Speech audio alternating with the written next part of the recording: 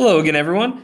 So we're going to pick up pretty close to where we left off last time, but we're going to start looking at things a little bit differently. So this is all well and good, the 30, 60, 90 stuff, but it's kind of specific, right? Like what happens if you have a different set of angles? It's not exactly a 30, 60, 90.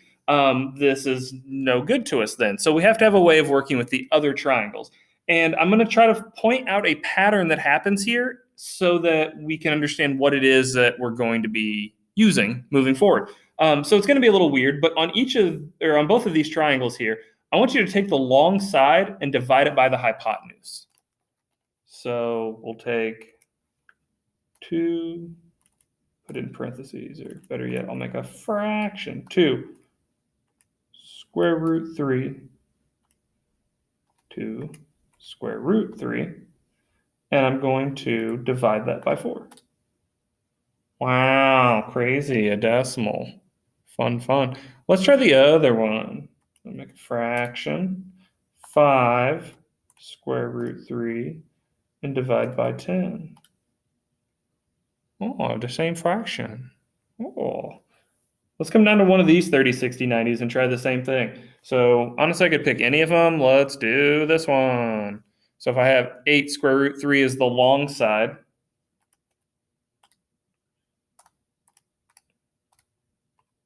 divided by 16. I'm getting the same decimal every time. Now, you ready for me to really break your brain? If I do, let's see, couple buttons.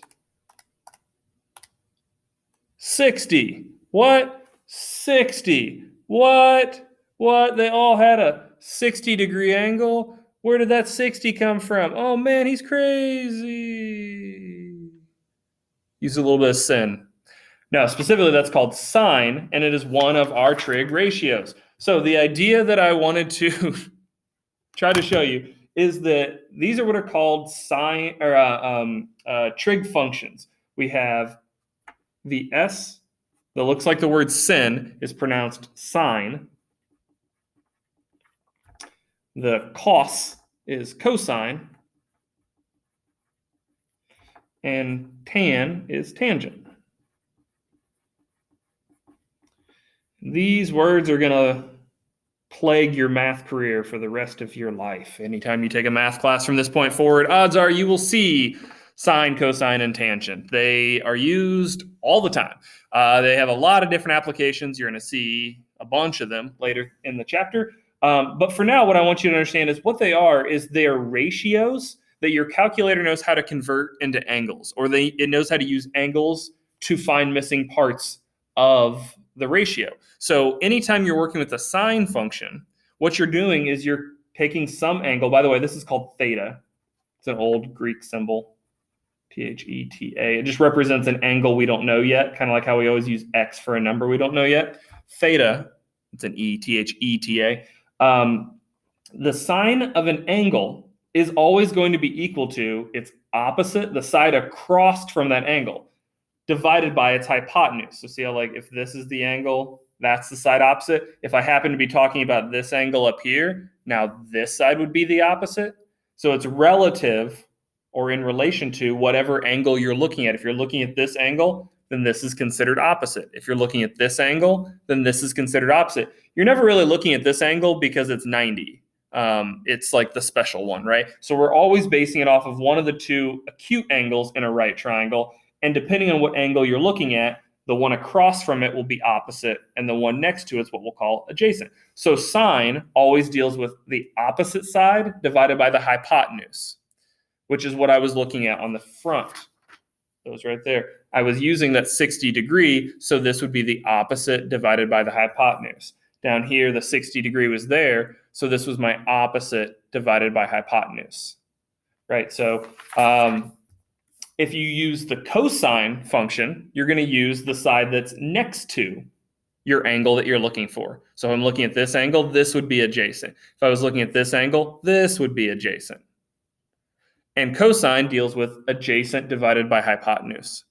And then tangent, if I'm looking here, it doesn't use the hypotenuse, it uses the opposite and adjacent. And depending, again, on which angle you're looking at, from here, that's opposite and this is adjacent.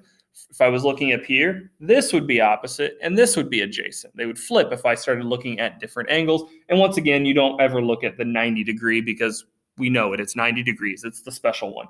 We always use the acute angles. So a way to help you remember this is the phrase SOHCAHTOA, SOHCAHTOA, and it uses the first letter of each part. You'll hear people say this all the time in future math classes. Oh, remember SOHCAHTOA, SOHCAHTOA. Is it supposed to be sine or cosine?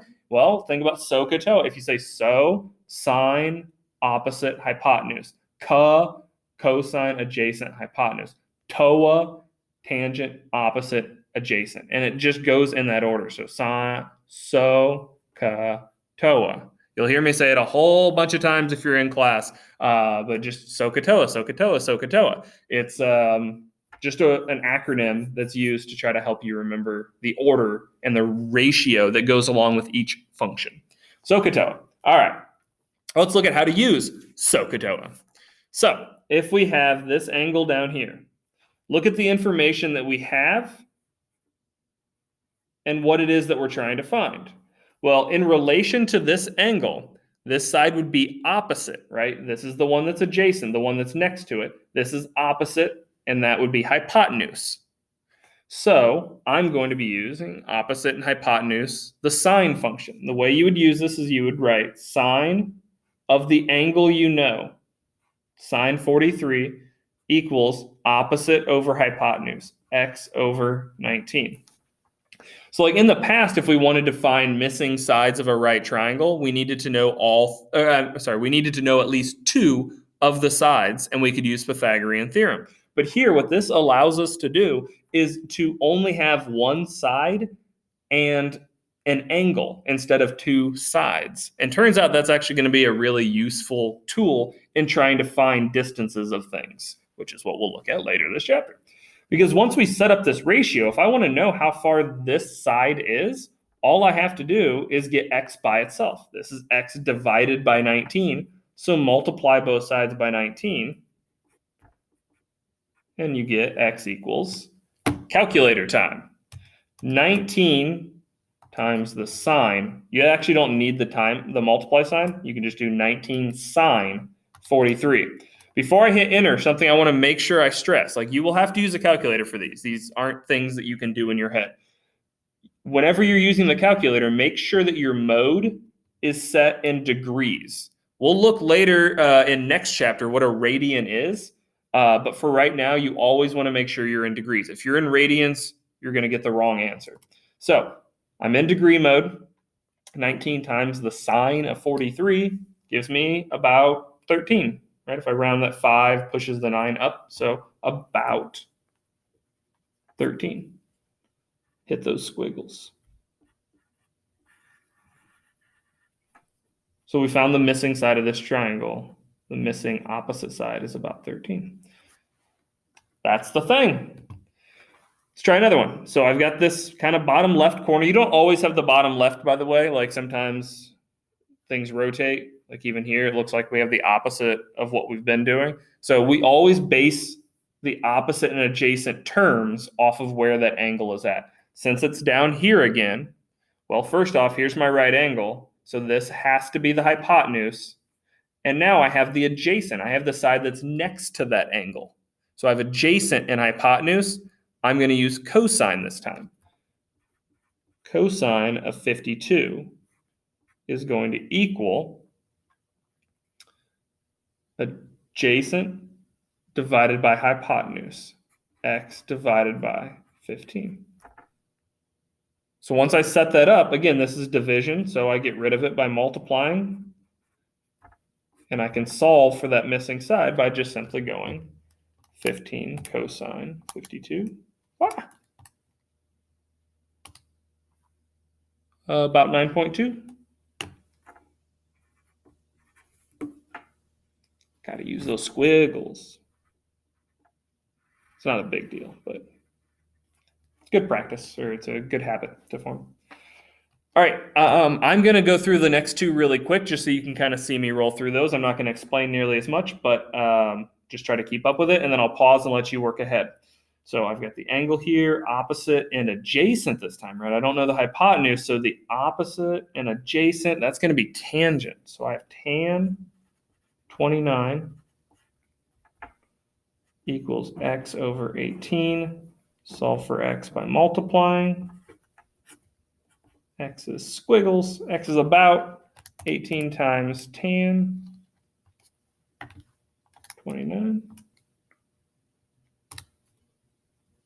About 10.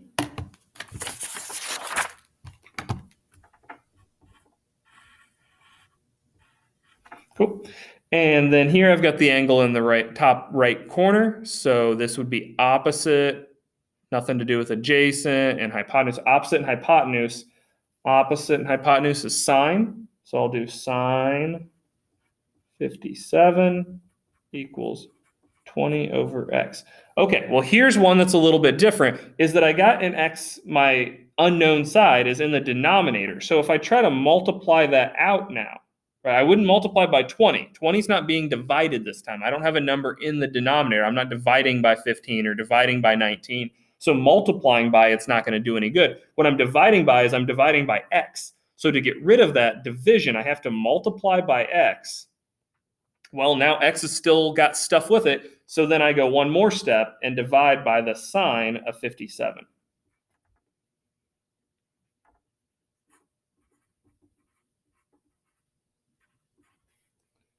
So in short, what ends up happening is the x and the sine switch spots, so that I end up just doing x equals 20 over sine 57.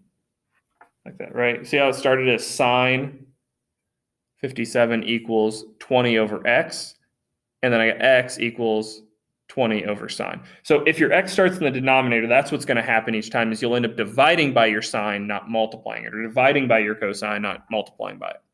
So I would take 20 divided by sine 57 and get about 23.8. Which one of the nice parts about doing these, you can always be sure whether you're like, if you did the right operation. If you get a number just by checking with the other numbers in the problem, like if this is 20, if I would have multiplied 20 times sine 57, I get a smaller than 20 number. Or the hypotenuse has to be the longest side. So if I get a number smaller than 20, that can't be right. So I should have divided instead of multiplied. Right here, I get an actual number that's bigger than 20. That tells me I'm in the right here. So just make sure that your hypotenuse is still always the longest side whenever you're doing these. All right, go ahead and pause and try testing. Try to work through 11, 12, 13, and 14 while I stop choking on my spit.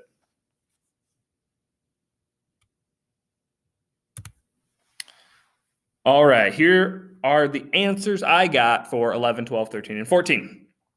About 8.9. So again, I have cosine because I have adjacent and hypotenuse.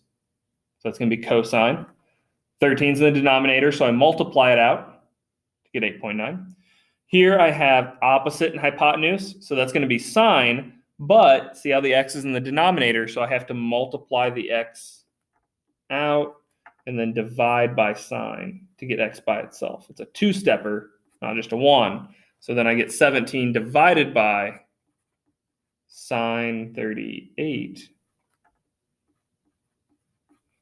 And that's where the 27.6 comes from. So be careful on whether your x starts in the numerator or denominator. If it's in the denominator, you're going to have to divide by the trig function, not multiply by it.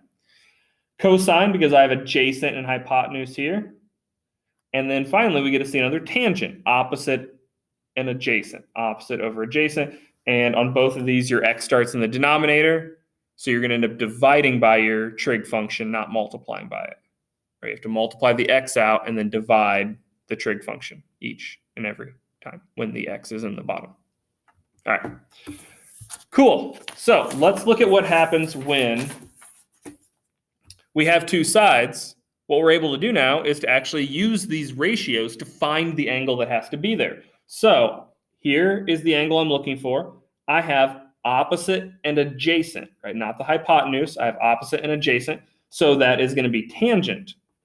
And tangent of some unknown angle has to be opposite over adjacent. Well, there's a fancy little button on your calculator that does all the work for you. You just have to set it up like this. What it's called is the inverse tangent. Anytime you have an inverse of something, it just means the opposite or undoing. On your calculator, it has that little negative button. It's little blue ones up above sine, cosine, and tangent. So you just have to hit second tan, and then you type in 27 divided by 38. And that tells you the angle that goes between them, about 35.4.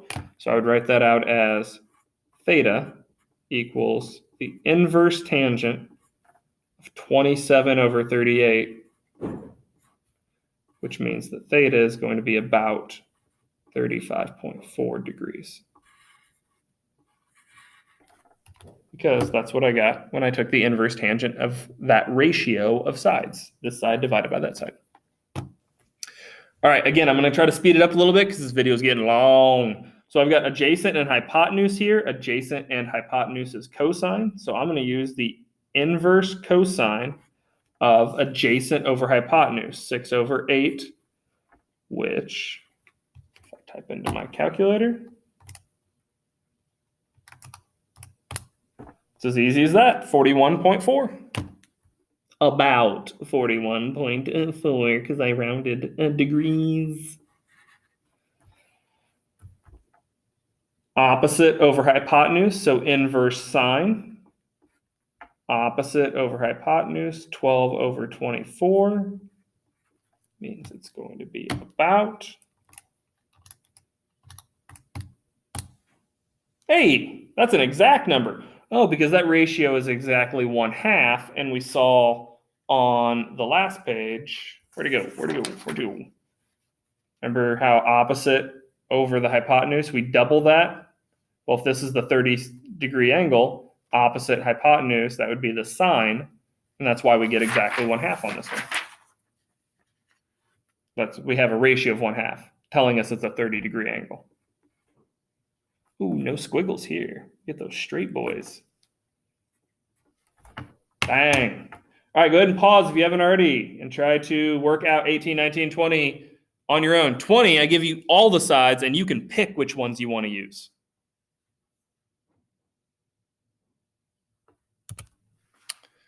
All right. Opposite and hypotenuse. So if you use the inverse sine of 40 over 42, get about 72.2. Opposite and adjacent. So that means you're going to use tangent. Opposite over adjacent, 14 over 29, gives you about a 25.8 degree angle. And you know what? I'm a little extra, so I did them all. You don't have to because you see you get the same answer for any. But depending on which ones you pick, you have to make sure you use the right function. Because if I would have done, let's say, inverse cosine of 68 over 85. And if I use 68 and 85, that's opposite and hypotenuse. But if I use cosine, which is supposed to have the adjacent one, you do not get the same number. Right? I do not get 53 point blah, blah, blah. I get 36. So you can use any side you want, but you just have to make sure you use the appropriate function, the trig function, for whichever sides you picked. If you picked to use 68 and 85, well, that's opposite and hypotenuse compared to this angle. So you need to use sine because sine is the ratio of opposite to hypotenuse. If you use 51 and 85, well, that's adjacent and hypotenuse. So you use cosine. If you use 68 and 51, that's tangent. So you got to use tangent because it's opposite and adjacent. All right. I would encourage you to go ahead and pause and see if you can work out 21, 22, and 23 on your own. Otherwise, I'm just going to go over the answers because we're at 20 minutes already. So go ahead and pause, see if you can work ahead. And I'm going to go over them in 3, 2, 1. All right. So the whole trick here is to get to this side, you have to find that middle side first. we use this angle and this side to find the shared side. And then we use that shared side with that angle to find the number that we're actually looking for. And same thing happens here. We use that side with that angle to find the shared side. Then we use the shared side with that angle to find the side that we're actually looking for. Here I have the hypotenuse, and I'm going to use the adjacent because that's the shared side. So adjacent and hypotenuse is cosine. Cosine of 22 is the adjacent over the hypotenuse. So to get rid of that division, that fraction, I multiply, and I find out that the shared side is about 46.4. Once I know that shared side, I can use the shared side to find the hypotenuse over here. So that's adjacent and hypotenuse. That's cosine again. This time I'm using the 41-degree angle. Adjacent over hypotenuse. Well, now I've got the x in the denominator, so when I go to solve for x, I'm going to be dividing, not multiplying. 46.4 divided by cosine 41 tells me the side I was actually looking for is about 61.5. Similar logic here. Find the middle number. It's again adjacent and hypotenuse. So you find it's 43.5. This time I'm looking for opposite and adjacent is the shared side that I found already. So opposite and adjacent will use tangent of that angle. Right, from this angle, this is opposite and this is adjacent. So I have x over the side I already found. Multiply to get my answer is about 72.4. And down here, there's a lot of different ways you could set it up. But the key idea is your hypotenuse has to be 10. And one of these angles has to be 40. Well, if we know that's 90 and that's 40, the other has to be 50. But all we needed to do is to find these two missing sides. And we can do that by saying, all right, if I'm looking for this side right here, that's the side that's adjacent to my 40-degree angle. So again, yours might look like this, right? You might have drawn it that way or any, the positioning doesn't matter. Whatever matters is the side adjacent to your 40-degree angle, you would use cosine of 40 equals that side divided by your hypotenuse. So multiply by 10 on both sides, and you get about 7.7 for the side that's adjacent to the 40. However you drew that, your adjacent side should be about 7.7. Then if I use sine to find the opposite side, same dealio. Sine over hypotenuse means I'm going to multiply by 10, and I get the side that is opposite of the 40. Again, however you drew it, the side opposite of 40 should be 6.4. All right, well, you've got some work cut out for you. Make sure you spend some serious time on this. Again, this is something that will be used in every math class you ever take in the future. It's so useful, and we'll look at how it's useful in the next section.